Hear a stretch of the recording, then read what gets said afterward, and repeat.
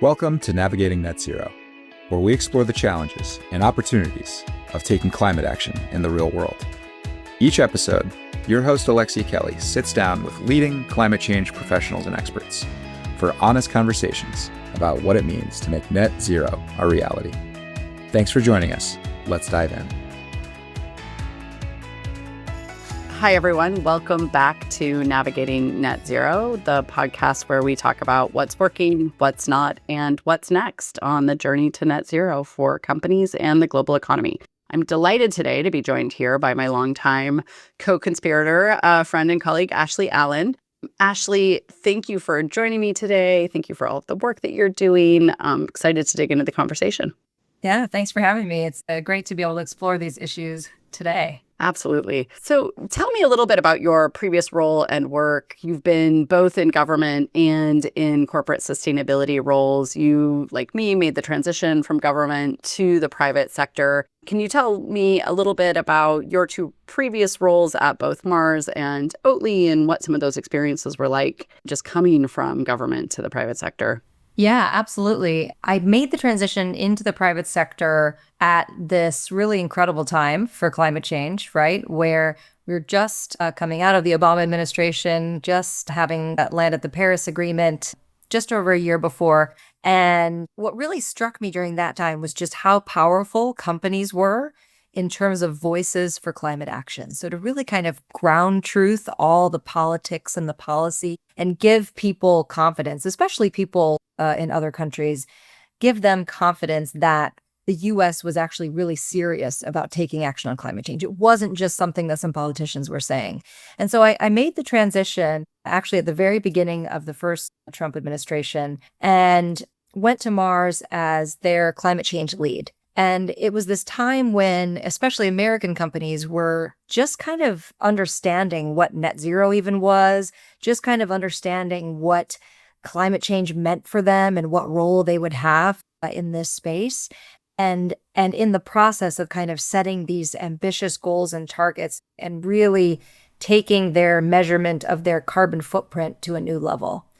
And so at Mars, it was a really exciting time to kind of set their full value chain climate goal as part of this bigger sustainability program that they called Sustainable in a Generation, really playing off the position of Mars as a really large multinational family-owned private company, that sort of generational perspective, and setting Mars as a leader in this space. And so while I was at Mars, I worked on policies to prevent deforestation in their cocoa supply chain and policies to source renewable energy for their operations through power purchase agreements with big new renewable energy installations that were going up in the US, and helped them start to think about climate risk and what that really meant for their global operations and their global supply chain. So just really a lot of exciting efforts then that sort of showed this transition of the private sector really starting to grow and understand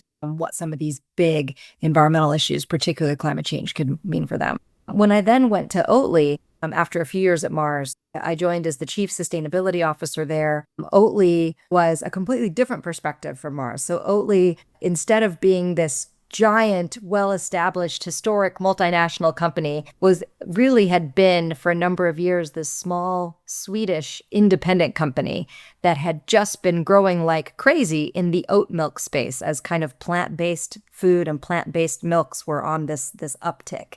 And that was a new adventure and a new approach of looking at how can a small company that really has these inherent strong sustainability values and strong sustainability mission really influence much larger companies and much larger sectors. And there, the focus was really on, educating people about the effect that food and diets have on environmental issues like climate change, to help people understand what solutions there were in the food space for sustainability, and to really try to kind of shift people's thinking around all of the environmental solutions being in the energy and building sector and transportation sector, and really instead shift that viewpoint to what does it mean for agriculture? What does it mean for what I eat and how it's grown? And so that was really a fantastic opportunity as well to just help kind of lead some change in that space. So much to dig into here. And I want to come back to your experience at Oatly, but going at Mars, they're one of those companies that I think keeps a pretty low profile. And just, I see them as just kind of putting their heads down and getting the work done. I think they've made really important and impressive progress on their climate targets. Can you talk a little bit about the process to establish the ambition of the target and what that looked like from an implementation and execution perspective at Mars specifically? Yeah. And to your first point about them sort of getting the work done and sort of keeping their heads down. I mean, my experience when I was at Mars is being a company that's privately held and really family driven sort of gives them a different platform to work from. On the one hand, they don't tend to be the ones to show up on the big global standings lists and in the headlines because they're not publicly traded. And it tends to be the more publicly traded companies that tend to show up on those lists and hit the headlines because of shareholder issues and things like that. So in that way, they sort of run out under the radar. But when it comes to the work that Mars does in sustainability and the coalitions that it's part of and the other companies it works with, I mean, they're really at the leading edge of that work and really seen among their peers as a solid sustainability leader. And for both of those reasons, they've really made some tremendous progress, as you said, toward their net zero goals and their overall more midterm climate greenhouse gas reduction goals. The process to sort of get those goals started is kind of similar to any company that I've had experience with. And now as a consultant, I work with a number of companies on this kind of goal setting process and on sort of looking across their portfolios and trying to figure out what's important, what should their targets be. And that really, kind of starting with a snapshot of where you're at today and what is the data. So a lot of my early time with Mars was spent really digging into the greenhouse gas inventory, understanding some of the methodology that was just starting to be created, some of the rules that were just starting to be written in terms of their supply chain or scope 3 emissions, making some choices and assumptions throughout that process, and then really also drawing on some incredible data that was just emerging on land use change, whether it be in cocoa or palm oil or beef, all of the different ingredients that Mars uses for its products and for people and also its products for pet food. And so it was really sort of exploring that data and exploring that carbon footprint that helped steer Mars toward where are the opportunities to really have an impact? Where does Mars stand in the world when it comes to climate impact? And one of the things that really caught the executives' attention during that time is after we're doing all this analysis, we sort of took a moment, looked at some global greenhouse gas data and realized that Mars carbon footprint was really comparable to that of a sort of small or medium country. So at that time, we sort of compared it similar to Kenya's carbon footprint at that time, which is really significant. It makes people stand up and say, okay, a company can actually have the same impact as a national government, and just seeing kind of how significant that was. So sort of building on that and then also drawing in the planetary boundaries concept, which come from the Stockholm Environment Institute, and really sort of understanding based on what a company's impact is and how that sits in the world, what is a company's responsibility to then reduce its impact to leave, a better world, a better, healthier planet for healthier people. That was kind of the overarching approach when we looked at then setting those goals. Yeah, so much good stuff in there. I want to come back to a couple of things you said. One, on the governance and decision making. So in publicly traded companies, often it's shareholder pressure that really bring companies to the table and say, okay, I guess we need to do something about this because we're hearing from our investors and our shareholders that this matters to them.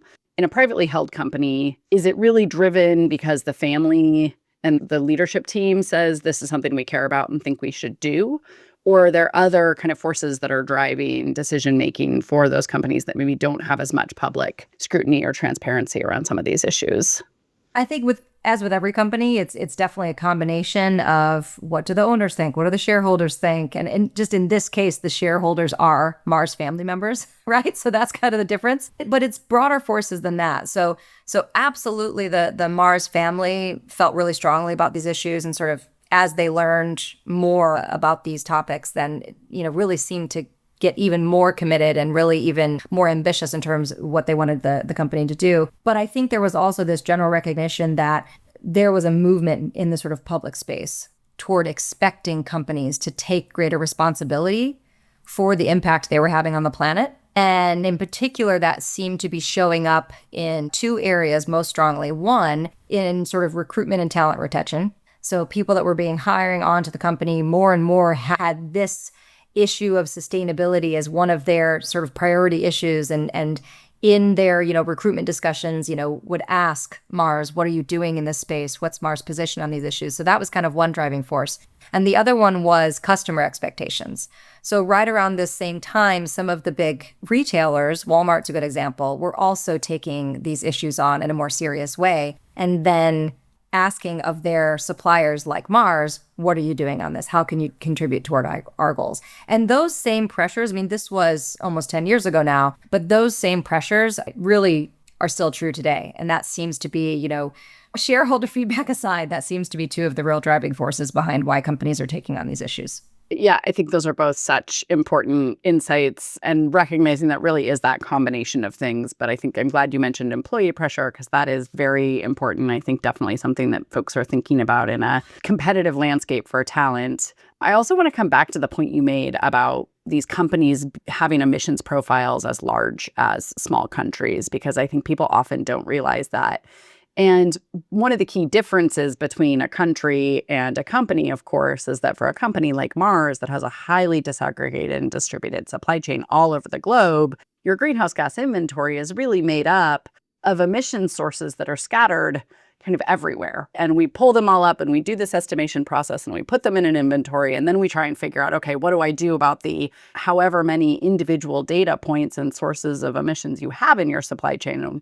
So can you talk a little bit about just the Scope 3 strategy? I think for ag in particular, this is a really challenging area, and one where the lack of accounting rules has caused some challenges in accelerating action and investment. So how did Mars navigate that set of issues? And tell us a little bit about that journey, and maybe Oatly as well, because I know this was a big issue for you there too. Yeah, exactly. It really, for any company, the supply chain impact is so critically important for them. And any sector, it really often ends up being somewhere between 75 and 99% of their overall footprint, just kind of depending what sector they're in. And that's absolutely true for the food sector, which it tends to be around 90% from my experience.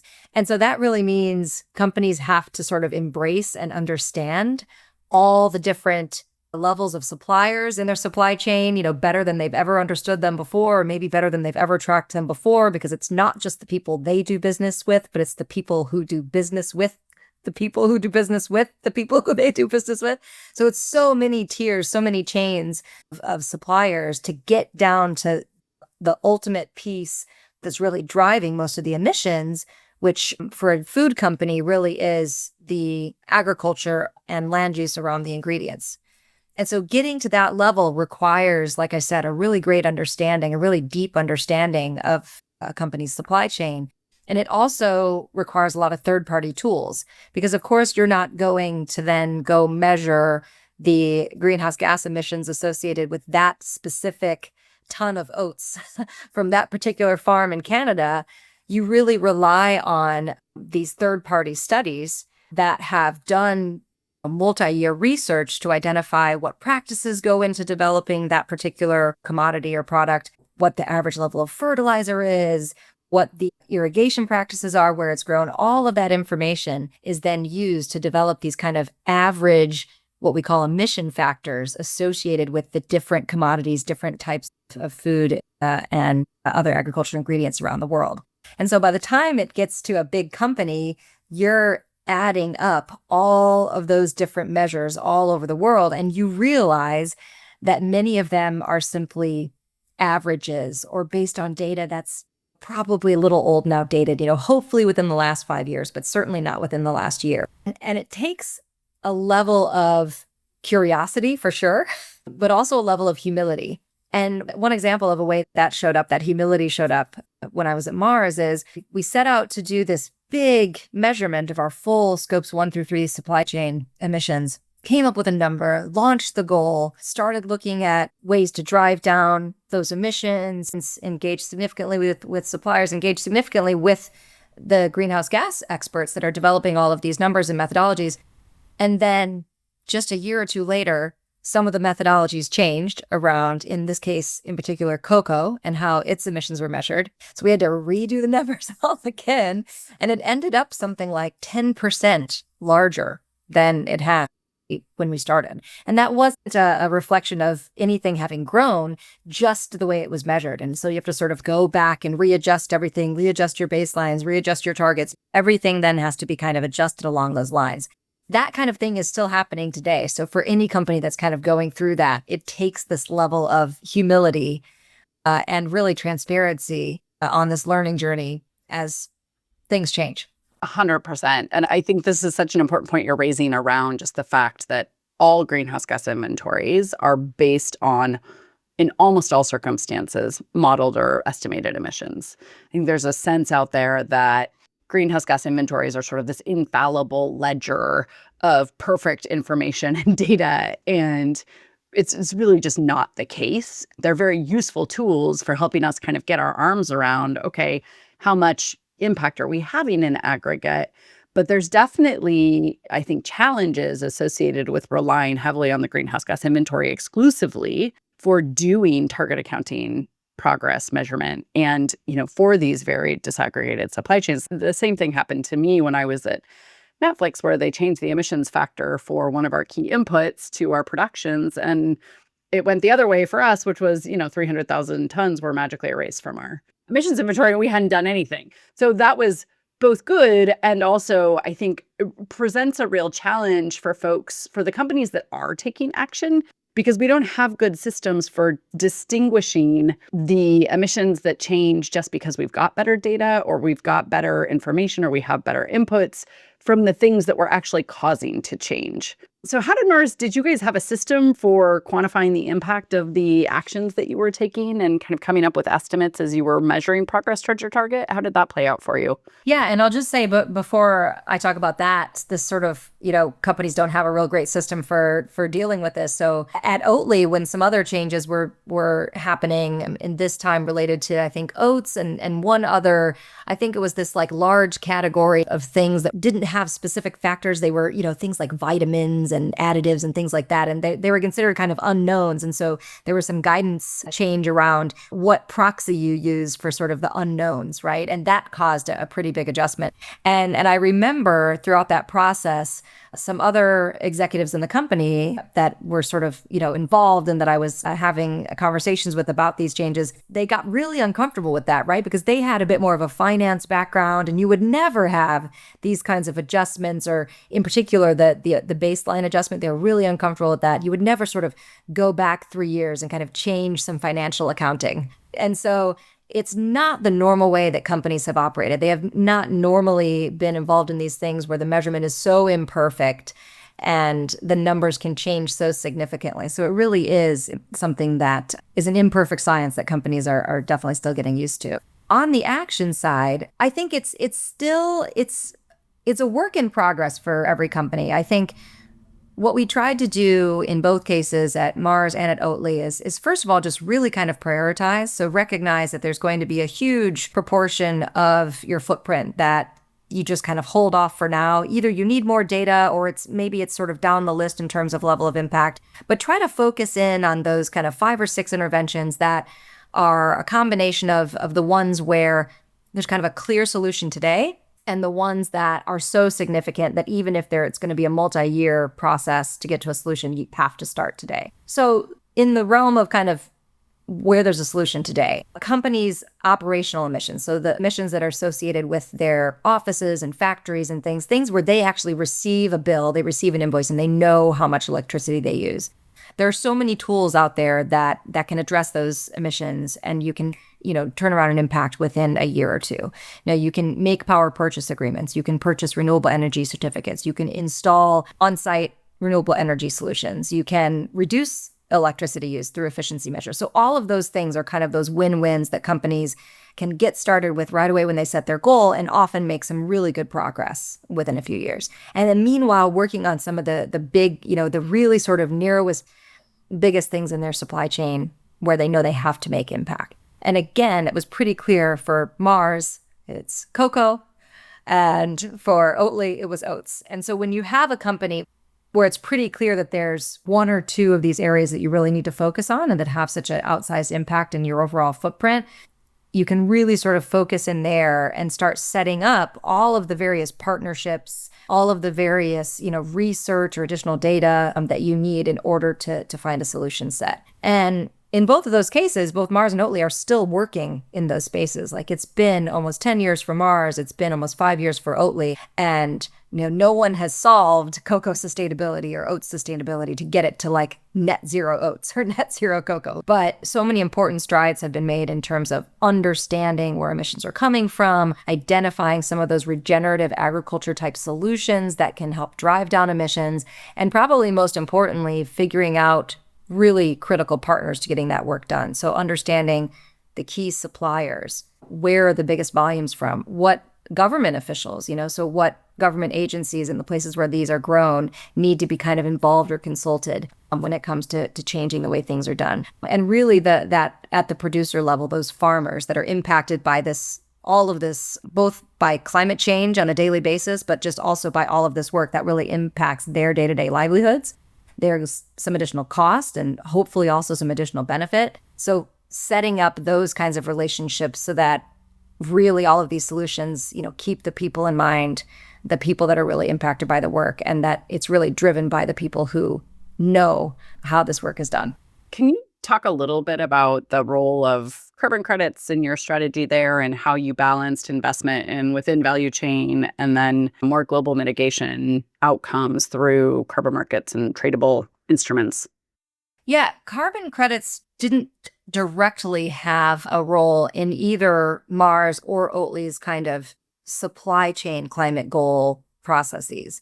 But we're definitely sort of part of the larger conversation and that larger consideration of what does future action look like? What does it involve? And are there market-based solutions for that action? So in the case of Mars, we did a lot of work with leaders like Gold Standard, for example, in just sort of exploring, can you take some of the principles in the carbon market and apply some of those market-based principles within a supply chain? So in a value chain, the value change initiative is what some of the work is encompassed under today. So can you kind of apply some of those principles and take a market-based approach, whether or not you end up with kind of tradable credits at the end? And so we definitely were looking at a lot of those solutions.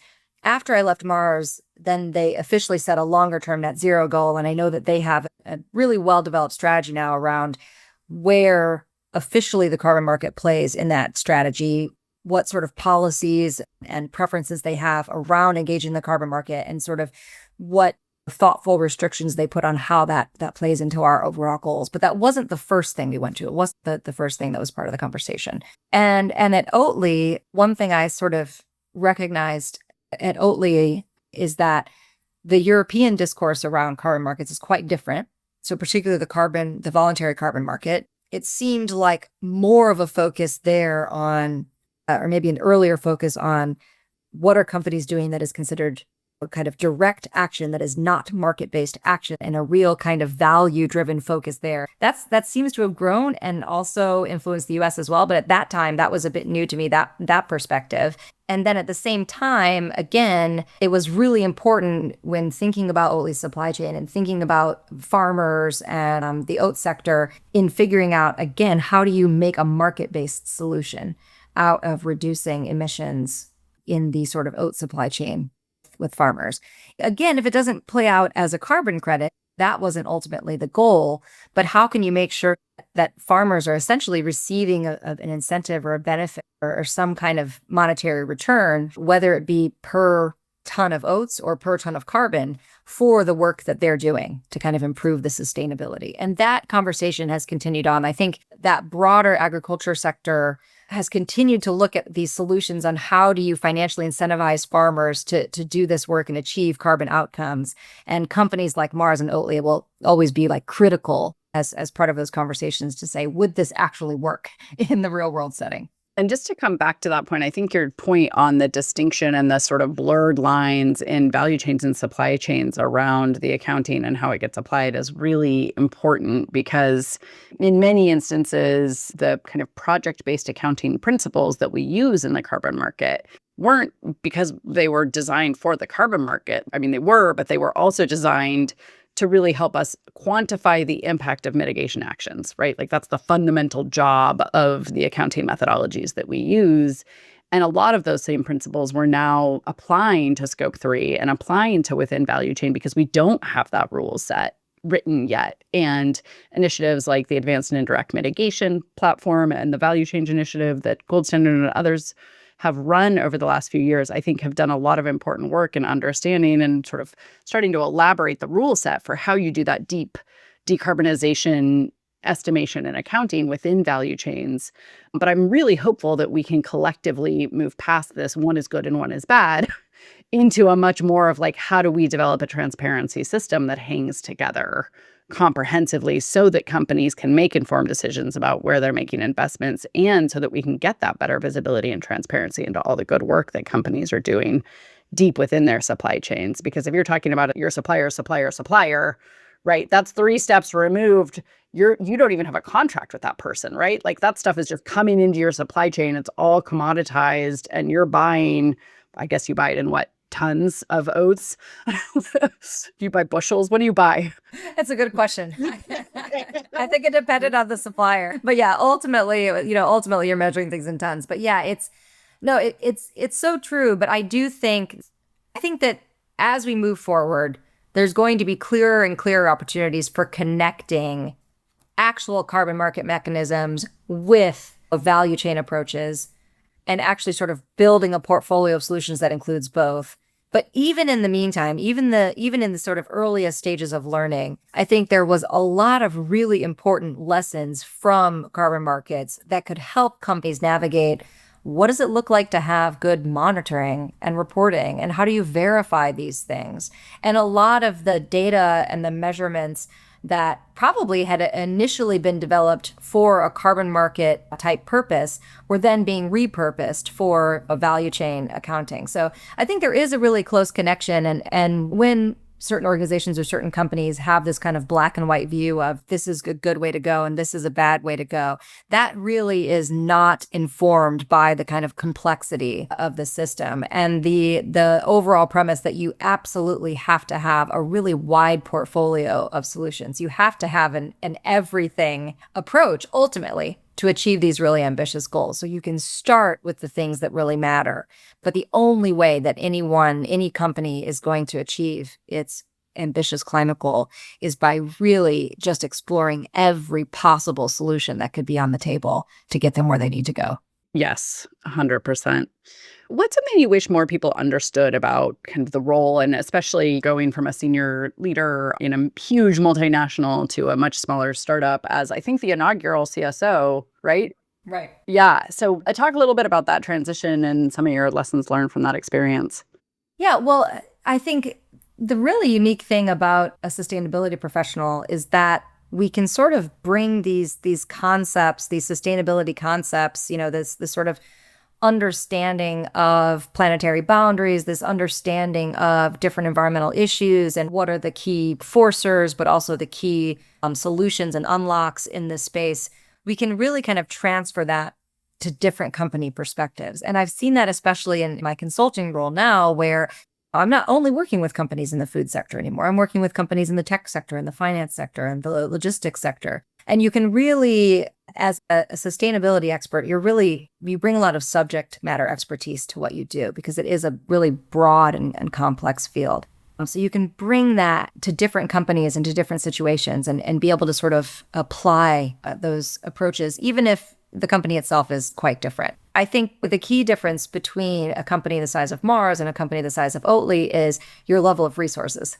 So when you are a 100-plus-year-old well-established company that's showing really consistent, steady profits year over year, you have a certain consistency of budget to work with and a certain consistency of sort of influence and staff resources and things like that. Oatly was around for a few decades, but really in Sweden, and only had recently become a more global company with offices more broadly around the world, and still really chugging toward trying to get to profitability and out of this kind of, growth mode. You have a very different set of resources available. And when you're spending your money on building factories, you don't necessarily have as much liquidity to invest in, kind of innovative sustainability solutions, perhaps. You really have to kind of focus in on how can you make your existing business investments sustainable and sound? How can you embed sustainability principles into the investments that you're already making?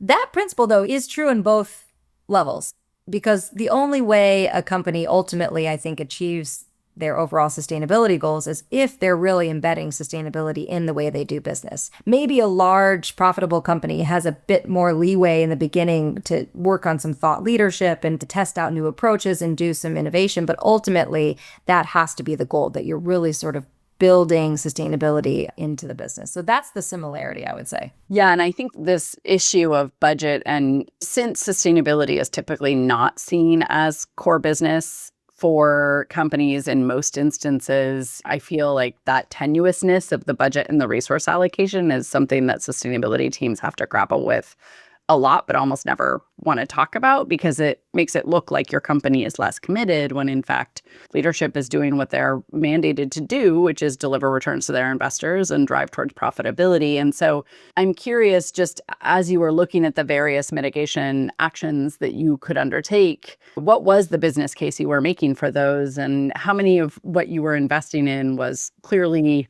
yep, this makes perfect economic sense and we're in the black, versus, nope, this is going to be a big investment and we're not going to make money on it, but we have to do it because it's going to help us deliver X, Y, and Z goal? As a sustainability person, the other thing you asked me earlier, like, what is sort of unique about a sustainability person, or what kind of do they bring to the table, or what do you wish people knew, I think is how you raise the question. And the other thing you have to be is incredibly agile as you're pitching, mitigation solutions, as you're pitching business sustainability solutions. The business case changes. Something could not make sense in one quarter, and then the next quarter it makes sense. And one example of that was around renewable energy investment at Oatly. And essentially early on in the process, the operations in China for the company were looking at some renewable energy investment, but there just wasn't, within the Chinese market, there wasn't quite the availability of renewable energy resources that was sort of needed or in the right place at the right time. And over the course of a few quarters, that situation changed. And then suddenly that was available and the company could invest in that, and in a way that definitely adds to the balance sheet. So definitely adds some cost, but cost that can be recouped through other benefits over time. So just the sort of added reputational benefit of being powered by clean energy, the lowered regulatory risk and higher compliance with emerging rules around companies sourcing renewable energy, not just in China, but in different places in the world. And in Mars' case, even potentially present a financial benefit just because of how the US energy markets work and the ability to kind of offtake renewable energy certificates and to be able to sort of trade them on the market or use those in a way that kind of gives you an overall financial benefit over time, even while compensating for the energy that you use off the grid. So the energy solutions tended to be the relatively easy business case, as long as the renewable resources were available in that particular market. They always seem to be the easy sell. The supply chain mitigation solutions often had to do with, often took more sort of transaction cost. So a lot of time to work with suppliers, a lot of time to identify regenerative practices or identify what was the particular practice that could be changed and things like that. So definitely not a huge transaction cost, but definitely a transaction cost. The idea was always that once that transaction cost went through, that the solutions should mostly pay for themselves, that basically sustainable agriculture solutions also not only lead to emissions reductions, but also lead to greater productivity and greater resilience and less water use and things like that. And I think that those are all still in progress, but that still remains kind of the going in feeling for companies that like, we think that there's some solution that isn't going to just add tremendously to our costs, like maybe a small on cost, but that will easily sort of recoup that benefit through more resilience or better relationships with farmers or reputational benefits and things like that. I think that the most difficult area that I've run into in terms of the business case has been the logistics and transport sector. It's growing tremendously, and there's a lot of really important advances in sustainable logistics. But I do remember one time when we had run a tender for renewable fuels for trucking fleet for one of our markets, and the solutions came back. The bids came back, but the cost was just so much compared to sort of traditional logistics costs that it was a really difficult business decision to make. At that time, we didn't go for it. But I know that that's an area where we really have to find some ways to sort of figure out how do we really recoup those costs within the business in the logistics sector. But I'm confident that all of these things, all of these solutions, ultimately, over the long term, if you take a long-term enough view, they become not only the sustainability solution, but also the real business solution. Because we're seeing so much volatility in other places. We're seeing so much weather disruption. We're seeing so much price fluctuation. And so theoretically, if you're investing in these things as a company, you can start to reduce the fluctuation in your supply chain. You can start to build that resilience and really be stronger against shocks that may come up. So theoretically, the business case is there, and it really just depends on how long-term you have to look.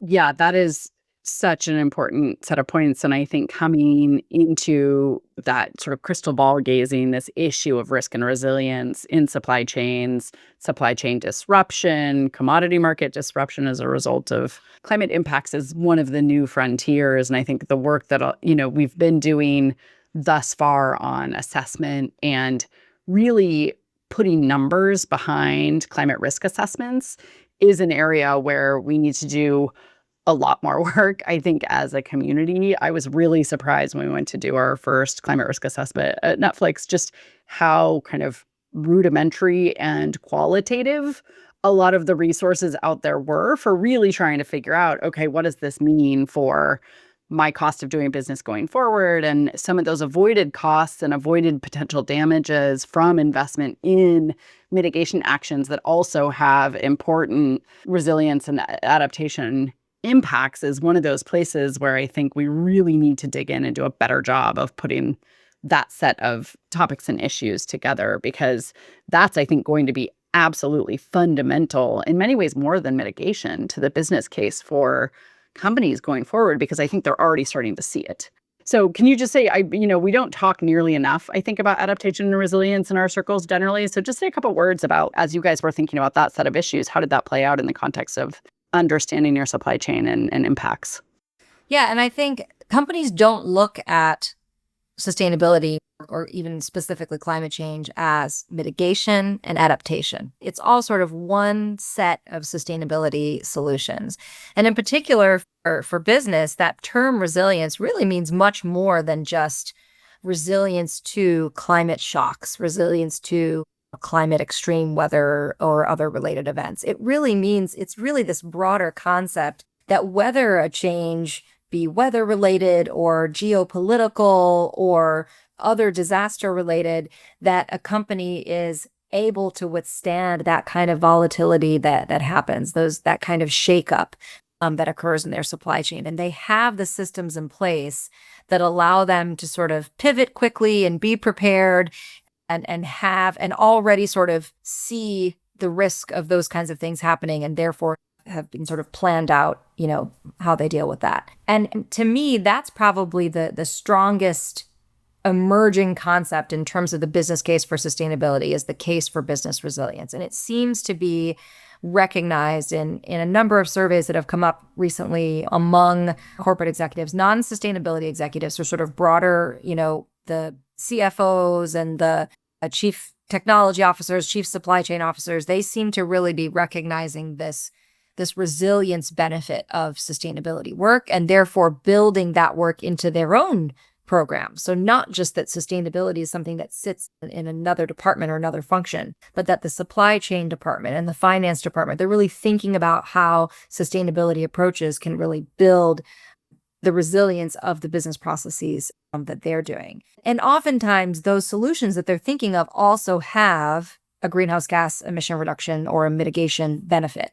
So it's really looking at a sort of solution set that makes most sense for the company, and that those solutions have multiple, different sustainability benefits. And I think you're right, that if we get better at sort of capturing the real value of those, that's what's going to continue to make the sustainability case a lot stronger. So I would be remiss if we didn't give a nod to where we are politically in this moment. And, you and I met eons ago when we were bright and shiny new entrants to government service. Ashley was a presidential management fellow at USAID at the same time that I started at the State Department Office of Global Change, we called it, because even back then, climate was a loaded term. And USAID shuttered its doors just last week. Week before last, the State Department, my old office, OES-EGC, closed its doors last week. We've seen significant pullback from under this administration from many of the key drivers of sustainability in the U.S. government. What does that mean, do you think, for the role of the private sector and voluntary action and the work that we're all collectively doing out here in the world now to really help advance this set of core objectives that we worked so hard for in the U.S. government? First of all, I think it's really important just to recognize all of the incredible work and workers at USAID, at the State Department, and many other government agencies that have really been working to, frankly, make the world a better place, right? But really, in this realm of sort of climate change and environmental issues, there's been such a huge brain trust in the U.S. federal government that the whole world has really relied upon to be that sort of center of expertise on a number of these issues and to provide that support. For example, developing countries that wanted to build sustainability and build climate resilience into their development process and kind of avoid some of the big mistakes that a lot of developed economies made in their development process, right? To avoid sort of building up the use of finite fossil fuel resources in their development journey and skip right to the cleaner, more agile, renewable sources of energy, things like that. So first of all, I want to say thank you to all of the government workers, both that are still in fighting the good fight and to those that have had to leave, and just really express my appreciation. Really, really great people. Where companies fit into this, I think, is a little complicated and also remains to be seen. We really have lost such a huge amount of government resources for climate change efforts. And not only from the US, I mean, the UK's aid agency slashed its budget really significantly, something like 50% or something like that. And so we've really just had this big reduction in resources for this work around the world. And I don't think we know exactly what the impact of that is yet. I think everyone's still trying to figure out exactly what's missing, what's not going to move forward, and kind of what's left, pick up the pieces. What resources do we still have? And it also provides an opportunity for companies to then consider where can they fit in to this space. I don't think it's fair to say, can companies fill the gap? Because I think the gap is so huge, it's going to take more than just companies to fill it. But I do think there are probably some areas, for example, around climate data, weather monitoring, things like that, where our world system has become really reliant on a couple of key government partners to do that work. And then now, is there an opportunity for companies with these capabilities to step in and do some of this work and maybe even show how it can be done more efficiently or more agilely or with sort of new innovation, plugging in artificial intelligence and things like that. So I think there's an opportunity now, and the companies that see this opportunity and identify within their own business model, where can they be part of that solution? I think there's also an opportunity for companies to partner with philanthropic partners who, again, aren't going to be able to fully fill this big public resource gap, but certainly are trying to identify now where are the priorities for places for them to invest the resources that they do have. And if we can find some opportunities for these partnerships between companies and philanthropy and really sort of focus efforts on places where we can also really leverage technology like AI, then I think we can work toward the kind of next generation of solutions in the climate space. The other thing that I've seen is, I think in part because of just really the tremendous advances over the last 10 or 20 years, because of efforts by USAID, by State Department, by UK Aid. One of the results of that is a lot of emerging economies are now at this next level of sophistication with their climate change and sustainability related work. Vietnam just launched its carbon market and continues to advance that. Indonesia continues to take next steps. So there's a number of countries that have now, over this, using this capacity building over the last several years and using the support and resources are now at the point where they're really getting into the lead.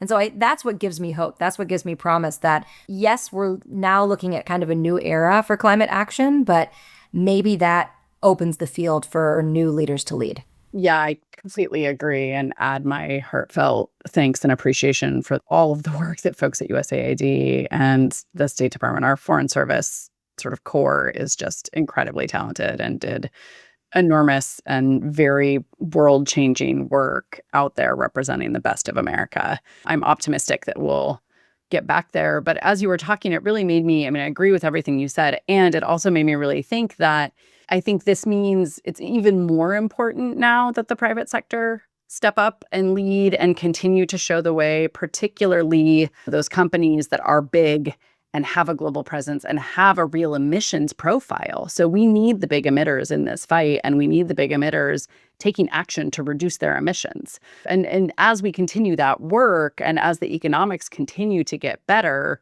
I think we'll start to see more and more kind of trickle down impacts and benefits for other economies as well, where they're not going to be the early adopters. They don't have the big companies that are willing to pay the green premium, but they can start that flywheel of innovation and scale and getting to that next iteration of the thing so that we can get to cost parity in the green fuels space, in the hard to abate sectors, in renewable energy deployed in emerging markets. And so bringing the private sector in and really unleashing, that innovation and financial set of apparatus in this interim period, I think is a really important thing we need to keep. We need to stay focused on and provide incredible opportunities to make sure that, as you noted, when we all come back, God willing, at some point in the future, then we're just able to pick up and carry on. And that the ball will have been advanced, maybe not 5 leagues down the field, but 2 or 3. And so that incremental progress that we're going to be able to deliver as we're waiting for,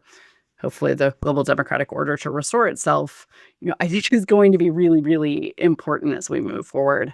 Well, Alexia, just to add on to that. So first of all, I think it's not only those big emission companies, but really the solution companies. So not only the companies that have big impact in terms of the effect their carbon footprint or the effect they have in the world, but really those ones that can then provide those solutions for the world to use.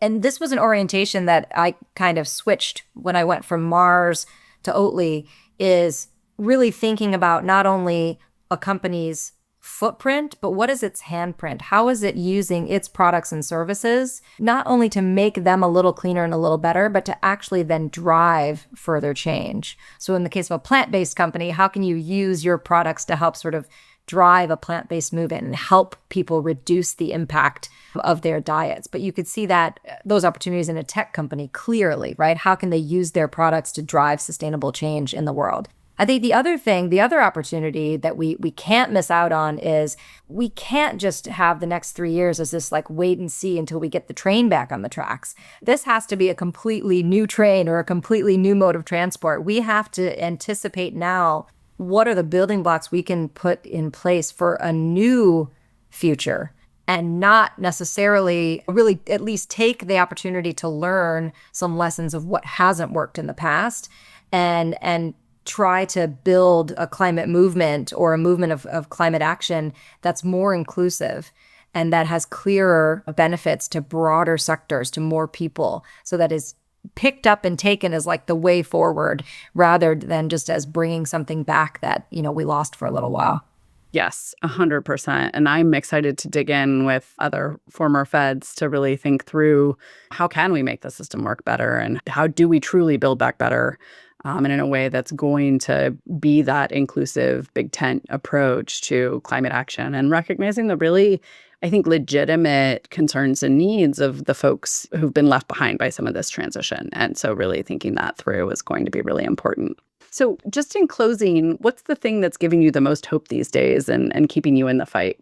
I think we haven't gotten to talk enough about nature, probably. It's always close to my heart, and it's something that probably isn't part of the climate conversation enough, but we have a big COP coming up in the Amazon. In Brazil. And I've been spending a lot more of my time focusing on nature-based solutions, but really in the forest sector, understanding carbon market solutions in the forest sector. One of the programs I'm working on right now is really focused on jurisdictional REDD+, so basically locally driven, state government-owned projects to reduce emissions from deforestation. And so what gives me hope is that this is an area that certainly hasn't gotten enough attention to date.